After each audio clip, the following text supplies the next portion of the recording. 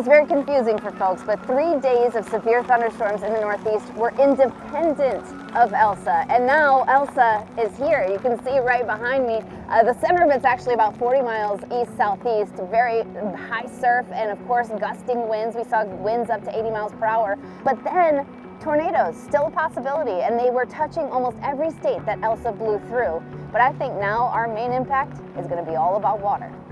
The Northeast swamped by severe storms. And this was not yet Elsa. In New York and New Jersey, folks were waiting home from work. Training thunderstorms over the tri-state, dropping up to 5 inches of rain in just a few hours Thursday afternoon. Multiple subway stations flooded, people navigating the waist-deep water and fighting the impromptu waterfalls cascading into the stations and onto the tracks.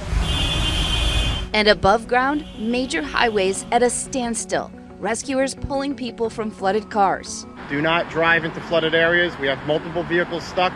In New Jersey, the fire department capturing this video of flooding gushing through the road, blocking multiple streets. Nearly 300 reports in 3 days of damaging wind, hail, and perilous flash flooding. And now, it's time for Elsa. With the Delta variant now the dominant strain of the coronavirus in the U.S., new questions about the need for booster shots. Pfizer announcing it will ask the FDA to authorize a third booster dose of its vaccine 6 months after the second shot, saying it could be even more effective against the variant. Some health experts say not so fast. Eventually, we will probably need a booster shot, but 6 months may be too early. Hours after Pfizer's announcement, the CDC and FDA writing in a joint statement, Americans who've been fully vaccinated do not need a booster shot at this time.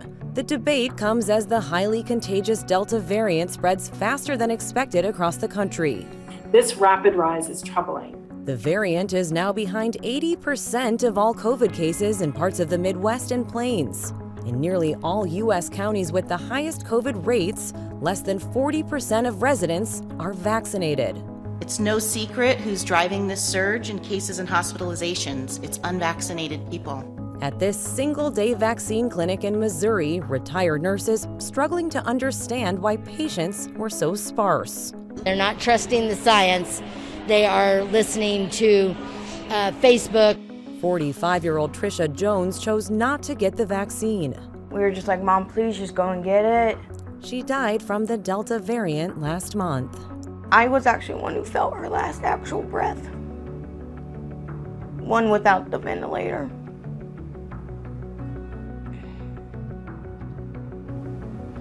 And it hurt.